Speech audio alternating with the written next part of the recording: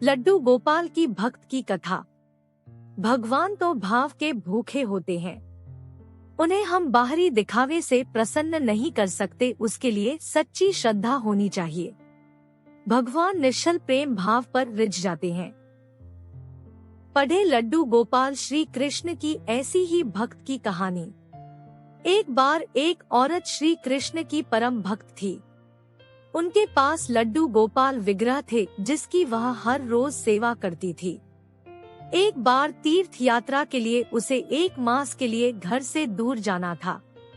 उसने अपनी बहू, जिसकी अभी नई नई शादी हुई थी, से कहा कि मेरे तीर्थ यात्रा पर जाने के बाद तुम लड्डू गोपाल जी की सेवा करना। बहू कहने लगी कि ठीक है माँ जी, आप मुझे विधि बता दें, मैं पूरी श्रद्धा से उनकी सेवा करूंगी।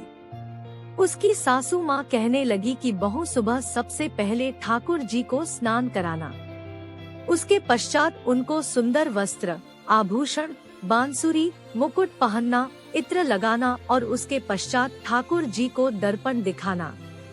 दर्पण में जब ठाकुर जी मुस्कुराए तो उनको भोग लगा देना।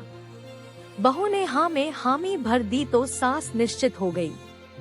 सासू माँ के तीर्थ यात्रा पर जाने के पश्चात जब पहले दिन बहू ने श्रद्धा भाव से ठाकुर जी को स्नान कराया, उसके पश्चात सुंदर वस्त्र, आभूषण, मुकुट पहनाया, बांसुरी अर्पित की और फिर इत्र लगाकर ठाकुर जी को दर्पण दिखाया, उसे याद आया कि माँ जी ने कहा था कि जब ठाकुर जी का विग्रह मुस्कुराते हुए दिखे तो उन्हें भोग लगा देना। लेकिन उसे लगा कि ठाकुर जी का विग्रह मुस्कुरा नहीं रहा। वह सोचने लगी कि शायद ठाकुर जी को मेरा किया श्रृंगार पसंद नहीं आया, इसलिए वह मुस्कुरा नहीं रहे। उसने ठाकुर जी को फिर से स्नान कराया और श्रृंगार की सारी प्रक्रिया दोहराई, लेकिन उसे हर बार यही लगता है ठाकुर जी मुस्कुरा नहीं रहे, जरूर मेरे श्रृंगार में कोई कमी रह गई है। सर्दियों के दिन थे, लेकिन बहू बार बार ठाकुर जी को स्नान कराती और श्रृंगार को बदलती रही। आखिर में कई बार यह प्रक्रिया करने के पश्चात उसे लगा कि ठाकुर जी मुस्कुरा रहे हैं। 1 महीने तक लगातार वह ठाकुर जी की सेवा करती रही। 1 महीने के पश्चात जब उसकी सास वापस आई तो कहने लगी कि बहू, अब से लड्डू गोपाल जी की सेवा में कर दिया करूंगी। बहू कहने लगी कि ठीक है माँ जी, जैसा आपको उचित लगे। अगले दिन सुबह सासू माँ ने ठाकुर जी को स्नान कराया और श्रृंगार किया, दर्पण दिखाकर भोग लगा दिया। रात को ठाकुर जी उनके सपने में आए और कहने लगे कि तुम मेरे स्नान और श्रृंगार की सेवा अपनी बहू को दे दो, क्योंकि उसकी सेवा में जो भाव है उसमें मुझे ज्यादा आनंद आता है।